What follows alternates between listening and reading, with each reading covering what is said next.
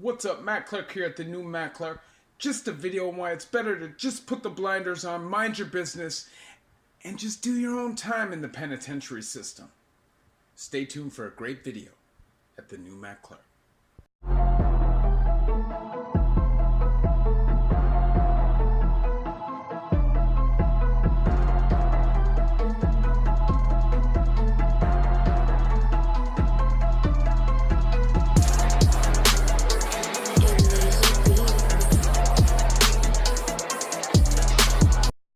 What's up, Matt Clark here at the new Matt Clark. How are each and every one of you doing on this amazing Thursday? I'm doing great, my girl's great, my family's great, and I hope each and every one of you are great.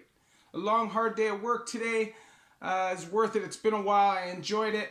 I spent the new year with my girl, and I hope each and every one of you had a great New Year's 2020. Let's start it off with a bang, positively, optimistically. Let's get rid of the pessimism and start this year off on a good and on the right track. So, let me set the scene for you. It was like 2011, 2012 Joyceville Penitentiary. This is when the penitentiary was just about to go through the transition and turn it into, what's it called? Reception. A lot of the inmates were wild up, were not happy about the fact that they would all be pushed over to one side of the prison. Bunks would be doubled.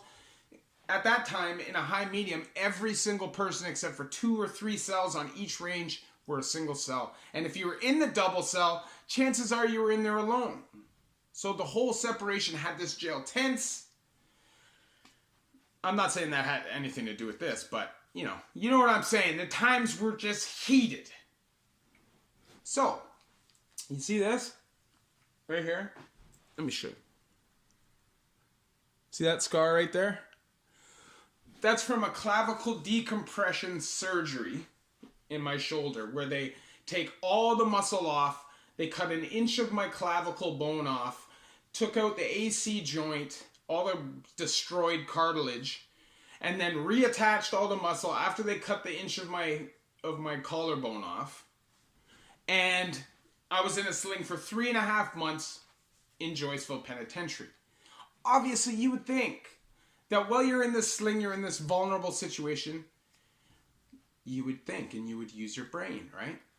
Not everybody thinks like that, though. Not everybody's that smart, and not everybody thinks that they're vulnerable. Some people have this complex, this ego, this pride. And I'm telling you, this person had that complex.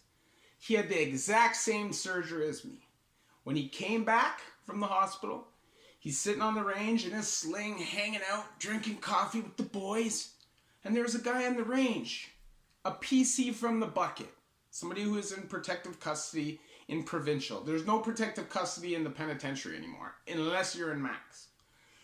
Okay, so this guy was in protective custody in the bucket. So this dude had been just, every single day that they were on range together. He comes back from the surgery, like I said, he's playing cards. The guy walks up to him. What's up, bro? What's up? I think we need to talk. Beat it. The conversation kept going, and eventually the dude with the sling in his arm, Mr. thinks he's invincible, looks up at the guy and tells him, listen, if you don't beat it, I'm going to smash you with my one arm. The guy says, all right, walks away. The man continues with his cards, blah, blah, blah, coffee drinking, Funny night, right? As soon as he walks through the door, out the common room onto the range, boom! Cast iron frying pan in the face, out cold. Now, you would assume that he would just jump on him and smash him. No. This guy was methodical. He stomped out his shoulder surgery. All of it. Destroyed it. So, not only, because that wasn't the whole beef, he also stomped his face in. But not only did he destroy him here, but he also destroyed the surgery and made him have to go and get the whole surgery over again. Why? Because his ego, his pride, got in the way of him just doing good time and relaxing. I know a lot of us think that because this person's in protective custody, that we have to be mean, we have to belittle them, we have to put them down. Why not just ignore them? We live in an integrated penitentiary system. You kick one PC out, another's coming back, maybe even two are coming back. They've created the system like this. And not only is that going to happen, they're going to snitch as they're leaving. But just because they're a PC doesn't mean they're scared to hurt you. It usually just means that they're scared to get hurt. But if they know that that threat is not there, then what makes you so sure that they're not going to act? This is a person who is in the penitentiary for a major crime. You would only be in the penitentiary doing 2 years or more, and in Canada, that consists of a major crime. A lot of these people are very violent. You can't just assume that because somebody was in protective custody that he's soft. Who knows what happened in his provincial jail? Maybe he got jumped by 8 dudes and ran off every block because they didn't like his face. Maybe somebody on the street said he was no good and it wasn't true. You don't know. So it's better just to ignore these people, do your own time, put your blinders on, and keep it moving. Like Joyceville was legendary for the protective custody inmates trying to stand up. Like I remember a specific hockey game I was watching where there was like a PC heavy team and then a solid team of guys that had been doing time, had good reputation as tough guys. They started banging back in hockey, and Joyceville hockey was violent. Full contact, concrete stairs around the gym. It was violent. They'd let you fight. If you fought one-on-one, they'd let you scrap. As long as it was one-on-one, and as soon as the one person hit the ground, it's over. Hockey was violent. But this day, these PCs decided that they were going to bang back. And all of a sudden, there's hockey sticks getting smacked into their head. That was the day that they lost. The PCs lost and tried to act out. But I'm just saying that it happens. Don't underestimate your opponent.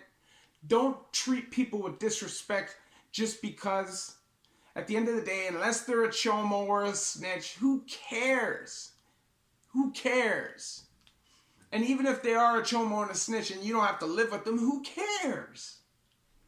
Like at the end of the day, you can't go around doing stuff to all these people and expect to move forward with your life, expect to actually make it anywhere in your future, and have any kind of chance or possibility of success. I do these videos because I try to push and inspire people to do what's right. And there's no person on this planet who genuinely wants to live in prison unless they're insane. It tears you down. It tears you down mentally. It tears you down physically. At least they try. That's why you got to work out. They feed you crap that just malnourishes you. It's all carbs, no real nutrition. Prison is not worth it, man. Think about it. The reason why I tell you these videos and these stories is so you are able to kind of step into my shoes even just for a moment and realize that this is not the life or the path for you. And even if you're not somebody who's headed down this path, by hearing these stories, you can inspire somebody who's close to you who may be getting in trouble to maybe watch or just use my advice.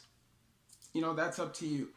But at the end of the day, prison is a dangerous place. It's not for any man. And I really, really, really, really hope that everybody who watches my video understands that I don't glamorize, and I would never promote anybody to get involved in gangs, to get involved in prison, to get involved in any of that stuff, because all it's going to do is hold you back and slow you down. Now, there's short-term success in making money illegitimately, but there's no long-term success, and that is reality.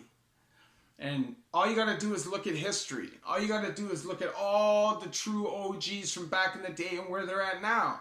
See how many of them are actually living on the hills in a mansion, living the life with a fine dime and whatever they want. See how many of them are actually doing that. The percentage is like 0. So unless you want to end up dead or in a casket, in a jail cell for life, there's only one thing you need to do, and that's change. Whether it's addiction, whether it's prison, you need to change. Stop selling yourself short. If you were born, you have a purpose. Anyways, I just want to say thank you to each one of my 1,360 subscribers. You guys mean the world to me.